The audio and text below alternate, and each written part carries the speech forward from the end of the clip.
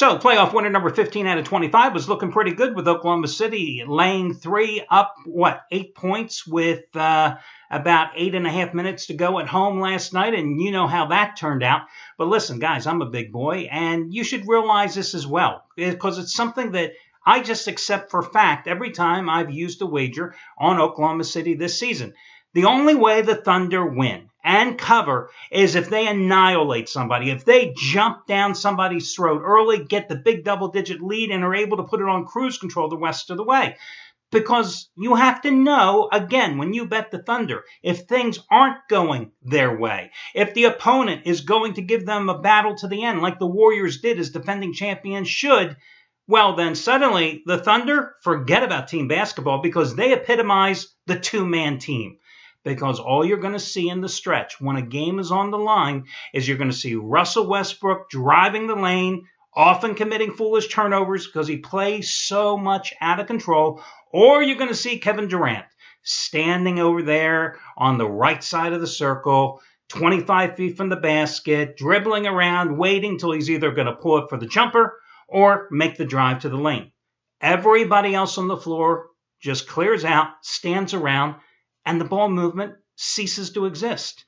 That's the difference between, for example, Golden State, where you see the ball movement, where you see everybody involved offensively, and opposed to a two-man team. So, listen, that's why I lost that game last night with the Thunder. Yeah, they choked at home, absolutely, no ifs, ands, or buts. But the fact is, they didn't have that overwhelming first half, that big double-digit lead that you really needed, like they did in games 3 and 4.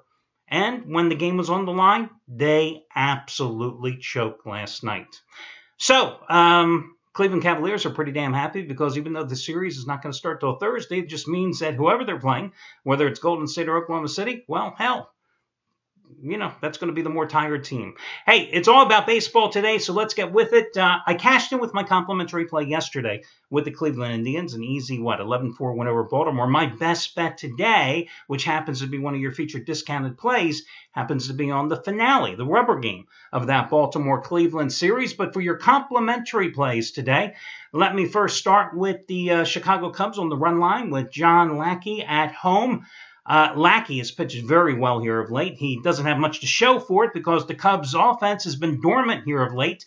But in his last 3 starts, opponents are batting just 162 against him. But now the Cubs have started to get that swagger back offensively. In the 4 straight wins they reeled off, they batted .307 as a team collectively, smashing 6 homers and scoring 31 times in those 4 wins, taking yesterday's game 4-1, taking Friday's opener when they hit 3 homers 6-2. Phillies have lost 4 out of 5 on their current road trip, 6 of their last 8 overall. What do you expect? This is a team that's played over its capabilities all season long. Overachievers? Absolutely, because this is a team that is second to last in the major leagues in terms of runs being scored and in homers as well. Only had 5 hits yesterday. They got their lone run in the 9th inning on a ball that bounced at the plate. I mean, that's how bad it was. So I'm willing to go with the Cubbies on the run line as your first complimentary play. I'm also going to take a shot with the San Francisco Giants as a $1.05 run line dog at Colorado in the rubber game of that series. Johnny Cueto going for the Giants. The team has won 9 of his first 10 starts. The reason I'm not using him, however, today is a best bet because only 3 of those 9 starts have come by margins of 2 runs or more, which makes him a no-go as far as I'm concerned, a red flag going up when it comes to the consideration of a run line play.